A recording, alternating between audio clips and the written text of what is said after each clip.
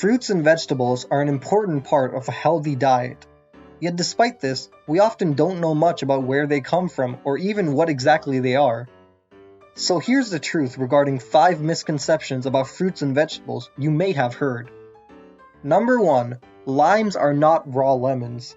This is a topic I thought was important to bring into the limelight. When a banana ripens, it goes from green to yellow. When a mango ripens, it goes from green to yellow. When certain types of peppers ripen, they go from green to yellow. Yet despite this, limes are not just raw lemons.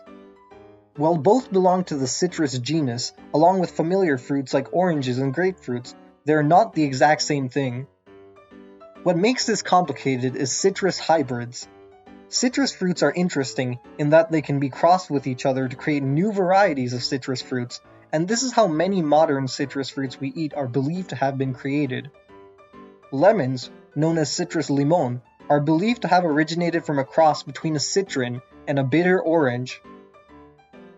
On the other hand, there are many different species of limes. The key lime, for instance, is called Citrus aurantifolia. The key lime is a hybrid of the citron and another citrus fruit called Citrus micrantha. What makes this even more confusing is that the Persian or Tahiti lime, another type of lime, is believed to have originated from a cross between a key lime and a lemon.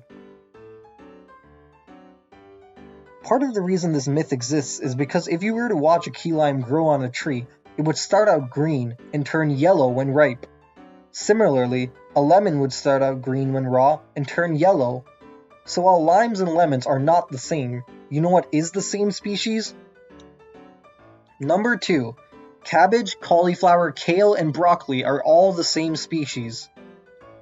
Brassica oleracea, commonly referred to as the wild mustard plant, is an interesting species because of the many vegetables we eat today that come from it. The wild variety of the plant, also known as wild cabbage, looks like this. However, through artificial selection, the selective breeding of domesticated plants and animals to encourage the occurrence of desirable traits, many different cultivars or varieties of the plant emerged. So when farmers selectively bred wild mustard plants with desirable leaves, the leaves became amplified, giving us kale.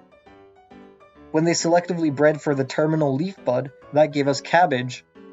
Selection for the flower buds gave us cauliflower, and selection for the flower buds and stems gave us broccoli. Kohlrabi, collard greens, Brussels sprouts, and other vegetables also come from this one plant. That explains why I don't particularly like any of them. Number 3. Many vegetables are technically fruits. If we use the botanical definition, a fruit is technically the mature or ripened ovary of a flowering plant, with the ovary being shown here. The fruit serves to protect the seeds. Fruit can also help disperse and spread seeds when animals eat the tasty fruit and excrete the seeds. Based on this definition, we can technically classify the tomato as a fruit. You can see here that there are some tomatoes developing from the ripening ovaries. Along with tomatoes, other common vegetables like cucumbers, eggplant, and bell peppers also fit this definition of fruit. Eggplant is especially upsetting because it has egg in the name, is considered a vegetable for culinary purposes, yet is biologically a fruit. Not something I'm ecstatic about. Now, please note that this is only speaking in terms of botany. If we talk about fruits and vegetables in the culinary sense, then none of these would be considered vegetables, so please don't start adding eggplant to your fruit salad. Number 4. Strawberries and raspberries are not technically berries. Going back to the definition of a fruit, which is the mature ovary of a flowering plant, we can further classify fruits based on other characteristics. Using the botanical definition, a berry is a fleshy fruit, usually with many seeds, that develops from a single ovary of a single flower. Based on this definition, many fruits we call berries aren't technically even berries. Strawberries develop from the merging of several ovaries that were separated in a single flower as seen here. So strawberries fail the single ovary requirement for berries, along with raspberries and blackberries. Instead, they are aggregate fruits which are fruits that develop from the merging of several ovaries that were separated in a single flower. Now, don't worry, blueberries and cranberries are still berries, but so are bananas, tomatoes, and eggplants. This is getting unbearable. Number 5. Mushrooms are not plants. If you ordered a veggie lover's pizza, you would probably find it covered with leafy greens, peppers, and mushrooms. Yet mushrooms aren't even technically plants. Mushrooms are technically a type of fungus, and these fungi make up a taxonomical kingdom separate from plants. Fungi are different from plants in quite a few ways. While plants produce food from photosynthesis, fungi cannot produce their own food, and have to absorb nutrients from their surroundings.